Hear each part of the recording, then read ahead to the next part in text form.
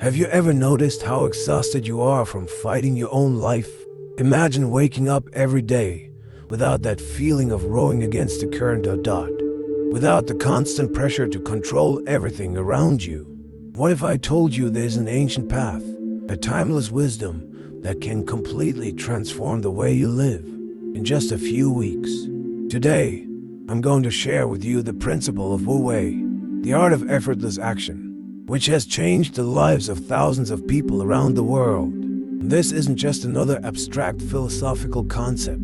It's a practical tool that can help you overcome anxiety, restore your inner peace, and bring back the joy of simply being. What would happen if you stopped resisting the natural flow of life and learned to move with it? What would your life look like if you let go of the crushing weight of control and discovered the transformative power of conscious surrender? In this video, you'll discover not only what Wu Wei is, but how to apply it in every area of your life to achieve extraordinary results with less effort. If you're tired of living in a constant state of war with yourself and the world, this may be the most important message you'll hear this year. Before we dive in, don't forget to like the video, subscribe to the channel, and turn on notifications so you don't miss any content that could profoundly transform your journey. Shall we explore this together? Wu Wei is an ancient Taoist concept that Alan Watts translated as action without force. But don't be mistaken, this has nothing to do with passivity or weakness. In fact, Wu Wei is one of the deepest expressions of wisdom and courage. It's the ability to act in harmony with the natural flow of things, to move with life, not against it. Think of it like a dancer who doesn't fight the music but feels the rhythm and lets it guide them. Or like a surfer who doesn't try to dominate the ocean but learns to ride the wave. Now pause and ask yourself, how often do you try to force something that isn't ready? How often do you blame yourself for not being able to control what's inherently uncontrollable? How many of your decisions are driven by fear? Fear of losing something, fear of seeming weak, fear of not doing enough.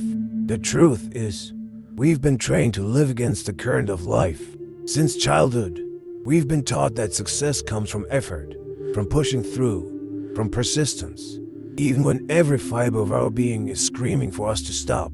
And so we grow into anxious, insecure adults, disconnected from our own lives, because no one ever taught us the art of letting go, of observing, of trusting. Wu Wei is not about doing nothing. It's about doing with awareness, with ease, with respect for the timing of things. It's about shifting from the exhausted rower struggling upstream to the wise sailor who adjusts the sails and flows with the wind. Alan Watts once said that when you stop forcing life, something magical happens. The right doors open, the right paths appear, the right answers emerge. Not because you forced them into existence, but because you finally created the space for them to arise. And maybe, just maybe, if you're here listening to this now, it's because you're already tired, because deep down, you've realized that forcing things doesn't work, and you're already feeling the need for a new way to live. One that is calmer, truer, more aligned with who you really are.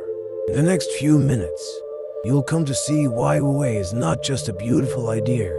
It's a practical key, a shift in perspective that can return to your life what you've been chasing through control, peace. Not the superficial kind of peace sold in self-help books, but a real peace, the kind that arises from aligning with who you are, with the deeper rhythms of life that have been calling you all along. So breathe, let your shoulders drop, be present, because now the journey begins. To truly understand the essence of Wu Wei, we need to go beyond poetic words. We need to dive into the roots from which this principle emerged, Daoism and Zen. And so, I invite you to do something unusual. Forget, just for a moment, the way you've been conditioned to approach philosophy, as if it were just a set of ideas to memorize. Tao and Zen aren't concepts you understand with your mind. They're realities you feel with your body, with your spirit, with life itself pulsing through you. The Tao, a word that literally means the way or the path, isn't a theory. It's not a rule book. The Tao is a description of the invisible current that moves all things, the growth of trees, the dance of the seasons, birth and death, joy and sorrow, all unfolding through a natural intelligence beyond human comprehension. Lao Tzu, the Taoist master who first articulated the Tao, said, "The Tao that can be spoken is not the true Tao." Why? Because the moment we try to trap life in words, life has already moved on. The Tao is like the wind. You can feel it, you can let it carry you, but you can never lock it in a box. Zen arises from this same realization. When Buddhism encountered Daoism in ancient China, it gave birth to a radically different tradition, Zen. Zen doesn't try to explain reality. It aims to dismantle everything that keeps you from experiencing it directly. In Zen, there are no doctrines to memorize or beliefs to adopt, only the practice of being fully present in every breath, every step, every moment. Both Taoism and Zen whisper, or rather, silently shout, the same uncomfortable truth to the human ego. You are not in control. You never were. And the very attempt to control life is what separates you from it. What they offer isn't an escape. It's a reconciliation. A return to a state of trust that you may have once known as a child, when you could still play without fear, fall without shame, try without the desperate need to succeed. But this is where many people get lost. These ancient teachings, born from cultures so different from our own, can seem distant, almost unreachable, to the Western mind shaped by reason, logic, and a relentless drive for results. And that's precisely where a key figure comes in. Someone who dedicated his life to building a bridge between these two worlds, Alan Watts. Imagine a time when concepts like Tao, Zen, Wu Wei, and meditation were seen in the West as oddities, exotic curiosities from faraway cultures, almost irrelevant to modern life. It was in this context that Alan Watts emerged, not as a detached scholar or a missionary of Eastern philosophy, but as a true alchemist of ideas. Someone who didn't just translate words, but conveyed the very soul of these ancient traditions to a world lost in its own speed and rationality, a world quietly suffering, often without realizing it. Watts was no academic trapped in theory. He was a provocative thinker, a relentless questioner of Western certainties. He understood that the biggest obstacle to grasping Tao or Zen wasn't cultural distance. It was fear. The fear ingrained in the Western mind. Fear of losing control, of letting go of the illusion of mastery over life. But Watts didn't try to convert anyone. He aimed to liberate us from the weight of dogma, the tyranny of goals, the obsession with outcomes. His mission was to reveal that what we seek so desperately, peace, fulfillment, meaning, isn't found in the heroic struggle to control life, but in the quiet courage to let life be. And he did this with disarming lightness. There was no heavy tone of authority in his talks, but a fluidity that came from lived experience. Alan Watts didn't offer ready-made answers. He ripped the questions apart, pulled off the masks, and invited the mind to stumble over its own certainties, so that in the silence that followed, something real could finally be felt. He knew that Tao and Zen couldn't be explained through logic, so he told stories. He used simple but powerful metaphors, like the river that flows naturally, or the sailor who sails with the wind, to bring us the wisdom that centuries of Eastern civilizations cultivated in silence. Watts said life is like music. The point isn't to get to the end of the song as fast as possible. It's to dance with it, to feel each note, each beat, without rushing, without anxiety. And that's exactly what we've forgotten, that life isn't a race, it's a dance. In Wu Wei, the art of non-forcing is the music that has always been playing, but many of us never learn how to listen. Alan Watts challenged an entire generation to rethink its deepest assumptions about what it means to live well. He knew that as long as we kept trying to win at life, we would be doomed to miss it. His voice still resonates today, because he didn't just talk about ancient philosophies.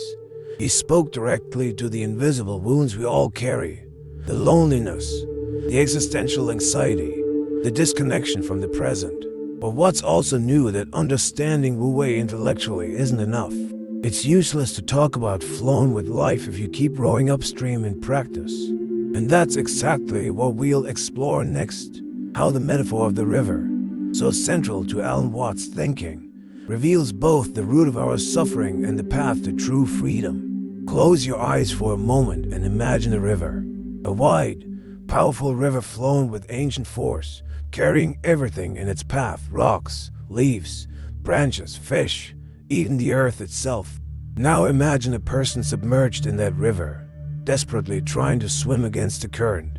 Every stroke is a struggle. Every attempt to move forward is met with resistance. The body tires, the muscles tense, the mind begins to panic, and the harder this person fights, the further they drift from any real chance of peace. This image is exactly what Alan Watts used to describe human suffering. The river metaphor isn't just poetic, it's brutally true. It shows that most of the pain we experience in life doesn't come from circumstances themselves. It comes from our resistance to what is.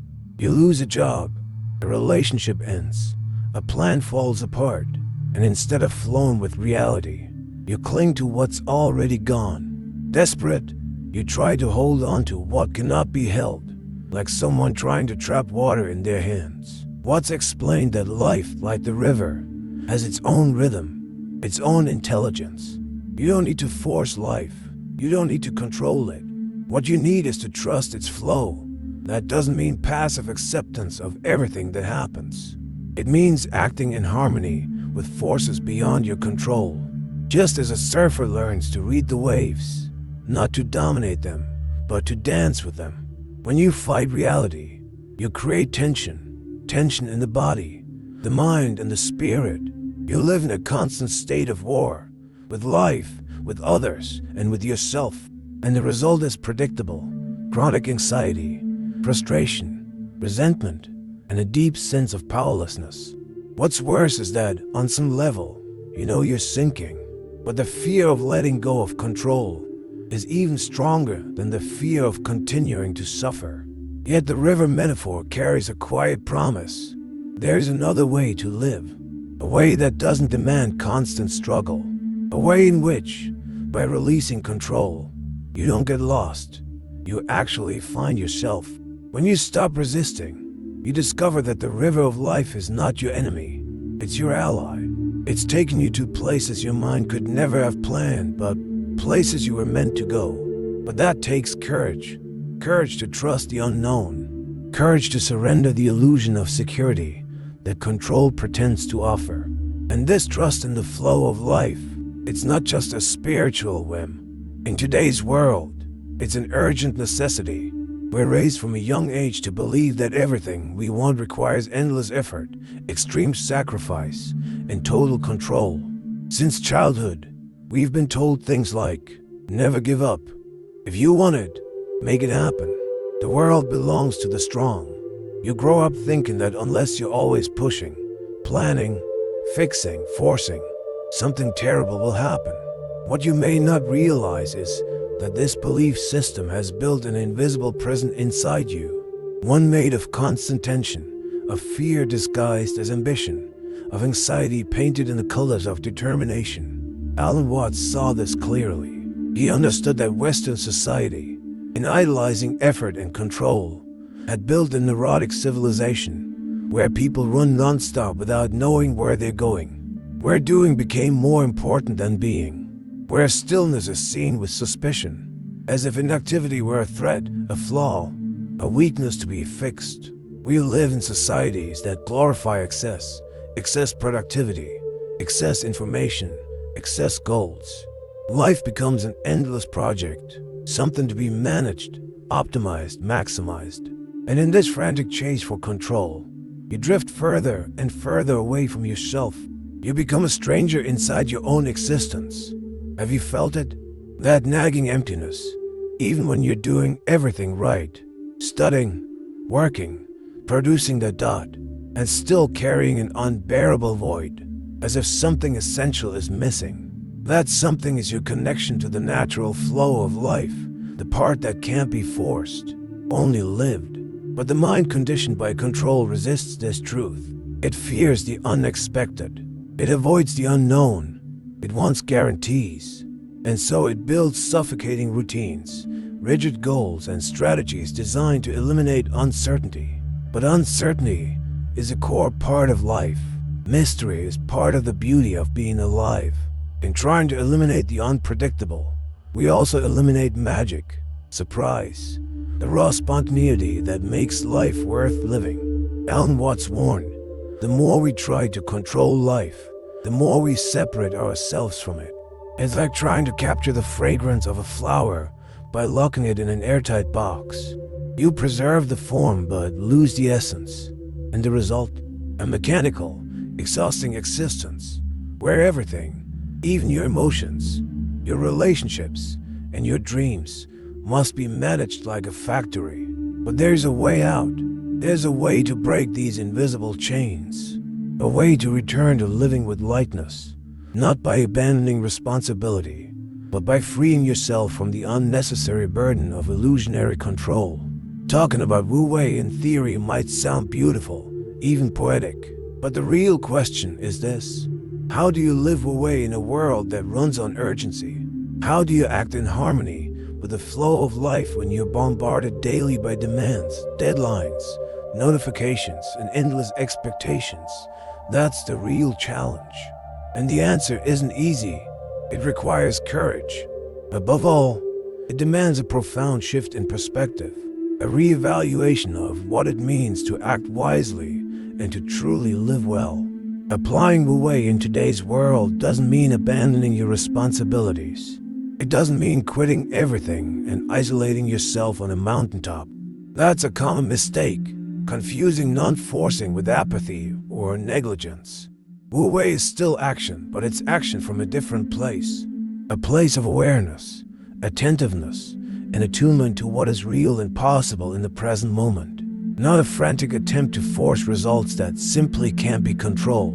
In practice, Wu Wei begins with a gesture of humility, recognizing that you do not govern the universe, that there are greater forces at play, moving constantly, and that your real power lies not in resisting them, but in listening, feeling, and learning to dance with them. It requires slowing down, breathing, observing before reacting, choosing not to act from impulse, from fear of falling behind, but from a place of alignment with what truly matters. In daily life, Wu Wei is choosing quality over quantity. It's valuing depth over speed. It's understanding that sometimes the most powerful action is a pause. It's the courage to say no to activities, commitments, and obligations that only exist to feed an ego starving for validation.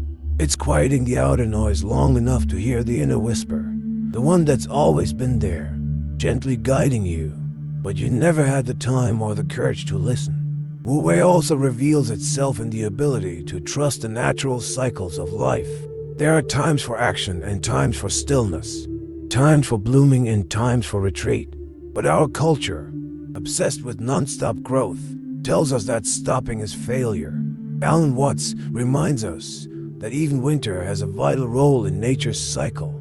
And sometimes, the greatest progress you can make is simply to allow yourself to be exactly where you are, without rushing to flip the page. Practicing Wu Wei in the modern world is an act of conscious rebellion. It's swimming against the current of collective anxiety, not to defeat others, but to avoid losing yourself. It's flipping the scarcity mindset that tells you, you're never enough, you never have enough time, you never do enough, and reconnecting with the natural logic of abundance, the truth that simply being is already complete. But to live this way takes vigilance, because the old programming of control, speed, and overachievement will constantly try to pull you back. It will whisper that you're falling behind, that you need to do more, achieve more, prove more.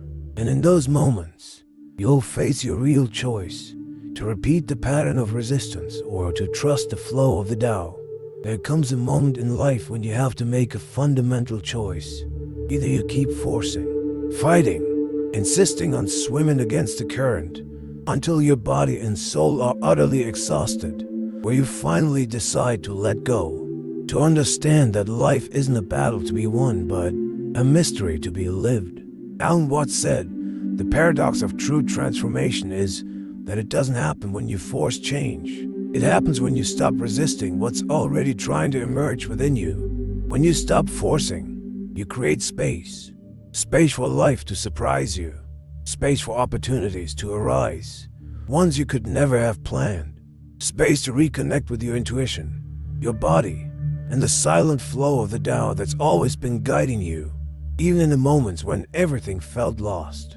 True freedom isn't doing whatever you want whenever you want. True freedom is being so deeply aligned with life that your actions become natural extensions of what reality is asking of you. It's acting without anxiety, creating without pressure, loving without fear. It's moving from being a frantic manager of your own existence to becoming a conscious participant in the infinite dance of life. Of course, that takes practice. It takes inner vigilance. It takes courage to face the old impulses that, in moments of fear, will try to drag you back into the useless struggle against what is. But now now you know.